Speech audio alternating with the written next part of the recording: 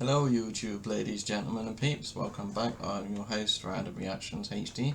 I hope everyone is well and having a good week so far, and today is Thursday and that's Throwback Thursday, people. Yes. Let me bring out the window so you can see what I will be reacting to. Here we go in just a second. And as you can see, I will be reacting to a video called Gettysburg, the First Shot History Traveller, episode 126. Yep. Okay, so yeah, this is something new for me. I know a little bit about the Gettysburg War and all that, and yeah. Be right back, just gotta let my cat out.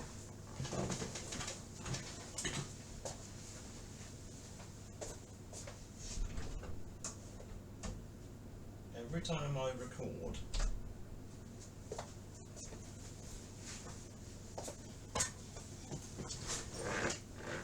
okay. Yeah, as I was saying, I know a little bit about the Gettysburg battle, the history. Not a lot, but just a little bit. But that's about it, really, to be honest. And yeah, this will be interesting. So yeah, sit back, relax, enjoy. Grab your favourite beer, beverage, pop soda, tea, coffee. You know the drill by now, as always. Got my tea. Cheers. Cheers. So without any further diddly day, should we jump right into this, shall we? Okay, let's do this. In 3, 2...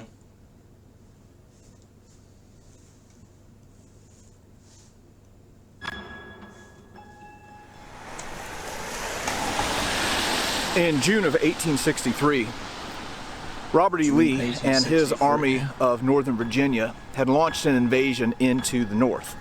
What they were trying to do was forage for supplies and bring about a quick end to the war. Now, what Robert E. Lee did not know is that the Army of the Potomac, under its new commander, General Meade, was following right behind him. And whenever Lee found out that Meade and the Army of the Potomac was trailing them into Pennsylvania, well, he sent out an order to have all three of his corps under Longstreet, Hill, and Ewell to converge back together and prepare for a battle with the Army of the Potomac. And the place where the Army of Northern Virginia and the Army of the Potomac were going to be clashing together was right here where I am in the town of Gettysburg. Now, riding out ahead of the Army of the Potomac was John Buford, who was a cavalry commander with the Army of the Potomac. And where Buford is going to set up is on the western edge of Gettysburg, where 10 roads come together. And he is going to observe the battlefield from this building right here up in that cupola. Okay. And it is from this spot that John Buford is going to basically lay the table and set the stage for what would become the Battle of Gettysburg. Is that true? Comment down below.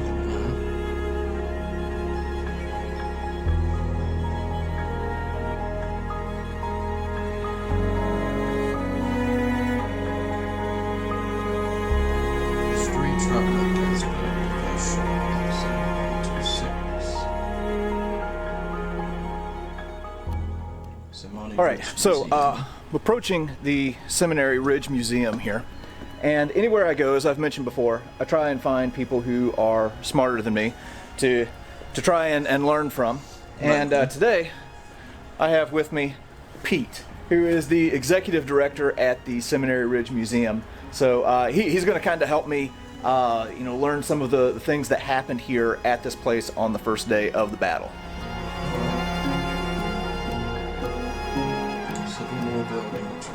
So the section of the museum that I'm walking into right now is really the section talking about the first day of the battle. Now, whenever you come to this museum, it's really like story driven rather than being artifact driven. Now, there are a lot of artifacts that are here, but what they're doing is they're kind of walking you through the first day of the Battle of Gettysburg. Step by step. So whenever you come into this portion of the museum, everything is sequential. So in this room, they're talking a little bit about the Gettysburg campaign. And they have some very interesting artifacts, different artillery shell fragments, and also some grape shot, which to me is one of the most horrifying things that was used during the Civil War. This really is something that I found interesting, though. These are mini balls that were recovered from the seminary building during a renovation in the 1960s. So this area right here saw some heavy fighting on that first day. Here's something else they have here that is pretty crazy. Thaddeus Stevens, who was a Republican representative during the Civil War and was well known for his abolitionist views, had an ironworks that was in Pennsylvania that was burned down by Jubal Early on June 26th. And they did that in retaliation for Stevens' anti-slavery and anti-Southern views. Wow. Okay, so now we're moving into the room that shows the view that John Buford would have had whenever he went up into the cupola of the seminary building, and they've done something just pretty darn amazing here.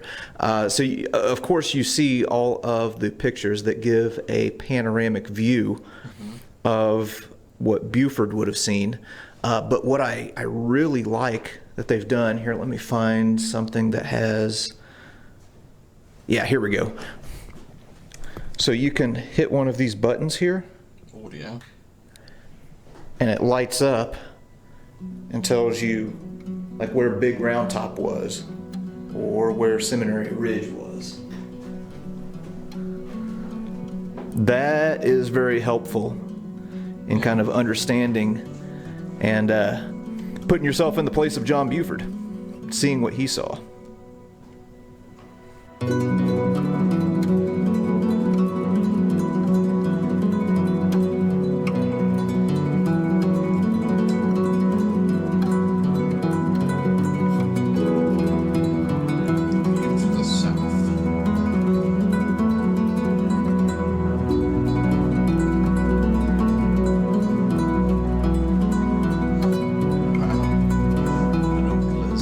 Okay, now moving into the morning of July 1st, where Buford's dismounted cavalry were tasked with holding off the Confederates as they were advancing into town, basically giving time for the rest of the Army of the Potomac to catch up. And joining them was John Reynolds, who ended up dying on the battlefield. Here's something pretty cool. Here is a handkerchief that belonged to John Reynolds. You can see it's embroidered with his name there. Here's something else that I really appreciate. In each section they have a map that kind of details where the troops were and what was happening at each stage of the battle on day one. So as you can see, here we are at the Lutheran Cemetery here. There's Reynolds' position. Also, you can see the spot where he was killed and the movement of the Confederates who were advancing down the Chambersburg Pike.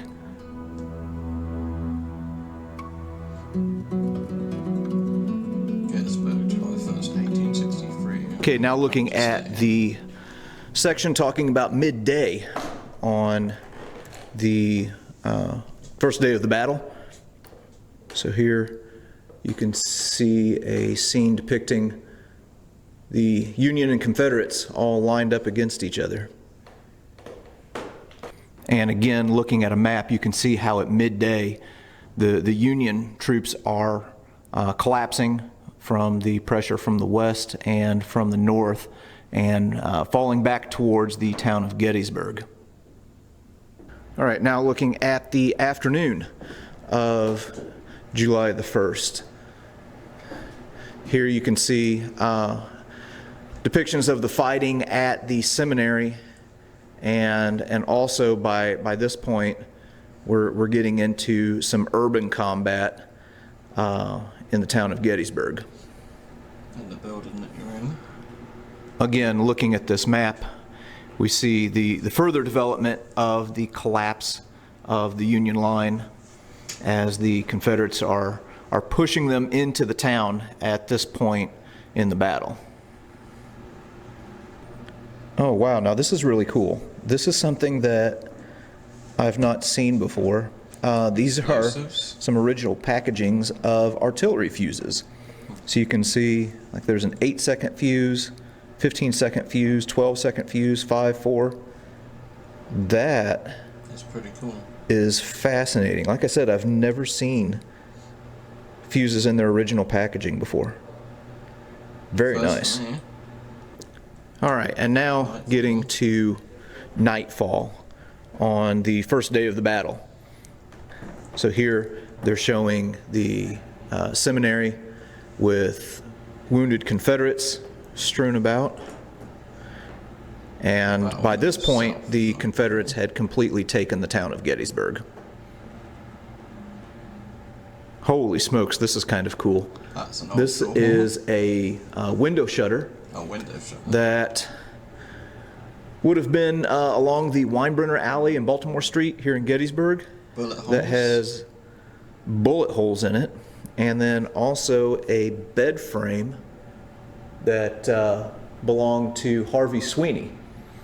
And you can see bullet holes there as well. So a lot of people don't focus or pay much attention to the human suffering of these civilians in Gettysburg, but they were right in the thick of it for 3 days. 3 days? I was going to say, wow. How long did it last? All right, that was legitimately cool. This museum is well done. It's really easy to just get a bunch of artifacts and kind of spread them out and put them behind a glass case and people can walk by and see it. And I like that. What they're doing here, though, is they're telling a story. So you're not only seeing artifacts, but you're also getting a better appreciation for the sequencing of events on the first day of the battle. All right, well, getting ready to head upstairs here and go take a look at the cupola. Loud upstairs. Nice. John Buford. So we're standing here in the attic of Schmucker Hall, the seminary building. This part of the building has not been updated significantly since the building was constructed in 1832. So the view that you see up here is what John Buford and his signal officer Aaron Jerome would have been seeing as they came up here on the evening of June 30th and the morning of July 1st, 1863. The structure here that holds up the cupola, we believe, is original to the building, and you can see some of the features that were employed when building the structure, including these Roman numeral match marks, which is an old German building technique. You would lay the structure out on the ground, mark it with Roman numerals or some other symbol, and then bring it up here and put it together like a puzzle.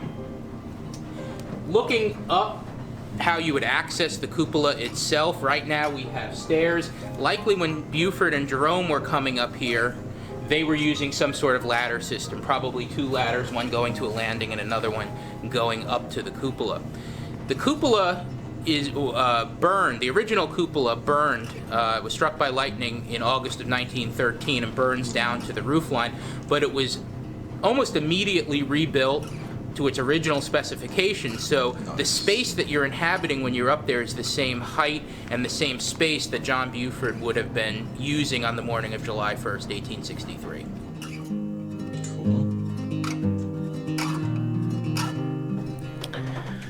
All right, well, we are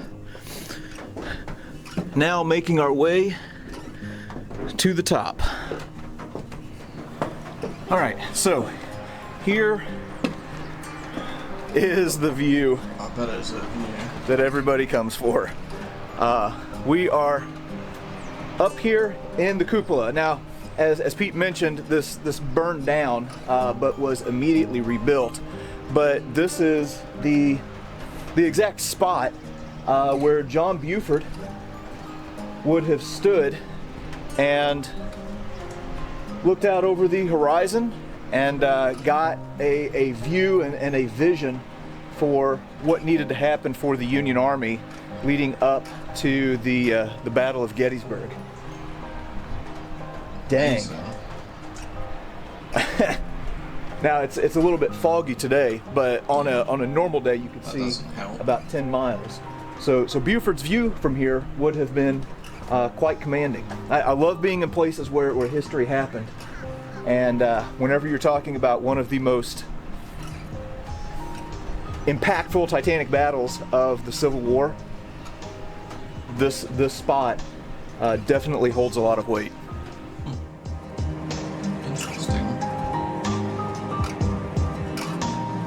So we're standing here in the cupola of Schmucker Hall, the old Lutheran seminary building, and we're looking out on one of the most important views, if not the most important view, on the first day of the Battle of Gettysburg. And on the evening of June 30th, John Buford, Union cavalry commander, is going to ride into Gettysburg, and he's going to come up here and he's going to imagine the first day and how the first day of the battle is going to unfold from this spot. He's going to be looking out towards the west, towards the South Mountain Range, where he sees thousands of campfires burning in the foothills of the South Mountains, knowing that the Confederate troops are in that area and are amassing. He recognizes the importance of the road network in Gettysburg, that 10 roads converge here from all cardinal directions. He recognizes that this is a great place to mass an army, either Union or Confederate, and of course he wants it for the Union Army, the Army of the Potomac. So what Buford is going to do from up here is he's going to direct his cavalry force to set up vedette posts, small posts of 3-4 men covering all of the major approaches to town, west, north, and east, because one of the other things he recognizes is that there are Confederate forces out towards York east and up towards Carlisle north that are going to converge on this area. Buford has really strong intelligence on the evening of June 30th, knows pretty much where all elements of the Confederate Army are. As he goes to bed on the night of June 30th, he expects that they will come booming, skirmishers 3 deep, and that they will have to fight like the devil to hold their own. The morning of... What did that say? Booming, skirmishers 3 deep, and that they will have to fight like... Just want to see what it says. In memory of Major General John Buford, 1st Division Cavalry Corps, Army of the Potomac, who, with the first inspiration of a cavalry officer, selected this battlefield July 1st, 1863. The devil to hold their own. The morning of June 30th, he's up. Morning of July 1st, he's up here again, watching the battle unfold, starting at 7:30 in the morning as the first shots are fired along Marsh Creek, about 2 miles from where we're standing right now. He's watching as his cavalry force is getting pushed back, but are slowing the advance of Harry Heath's Confederate infantry. He's also looking towards the south, looking towards John Reynolds' force, the closest Union infantry force that is coming up that will help relieve his beleaguered cavalrymen. Nice. And that's what happens at about 9:30 in the morning. Reynolds' forces come up and plunge into onto McPherson Ridge, into the woods out there on the south and on the north side of the chain. Gettysburg Campaign. The Battle of Gettysburg began here in the morning of July 1st, 1863, when Union cavalry scouts under General Buford met Gen Hill's army advancing from the west. Arrival of General Ewell's army that afternoon drove Union troops to the south of the town. Chambersburg Pike, and are able to throw back Harry Heath's Confederate division, and those are the first actions of the Battle of Gettysburg.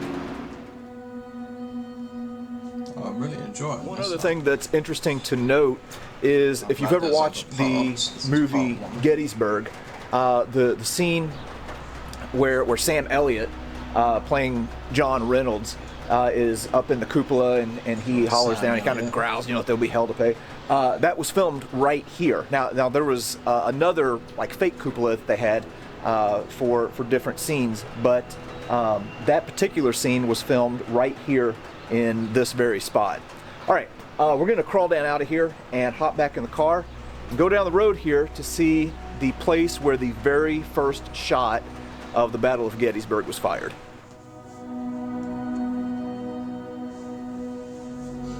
Interesting. And that says, from this crest was fired the opening gun of the battle, one of the 4 cannon at the base of this memorial.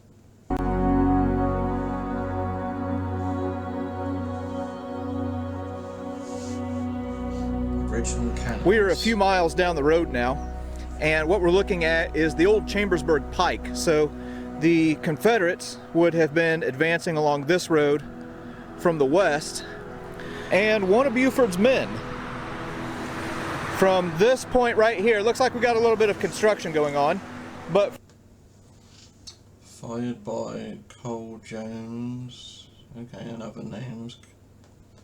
Cool. From this point right here where this marker sits is where the very first shot of the Battle of Gettysburg took place. So here it says first shot, Gettysburg, July 1st, 1863, 7:30 a.m. Fired by Captain Jones with Sergeant Schaefer's carbine, 8th Illinois Cavalry. That's amazing. Wow.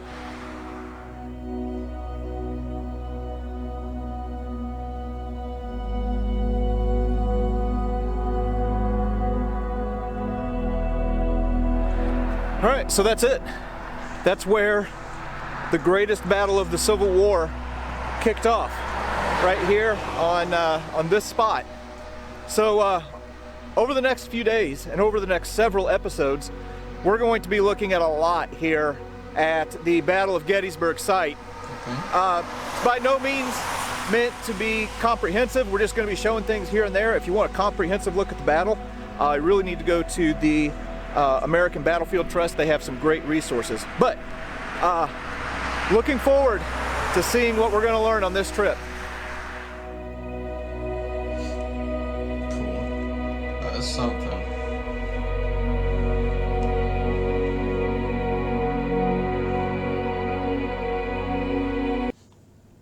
Okay, wow, give that a thumbs up. I am already subscribed to this YouTuber's channel because I've watched a few of his videos before. Pretty good content, good YouTuber. And let's just find, let's say thumbnail.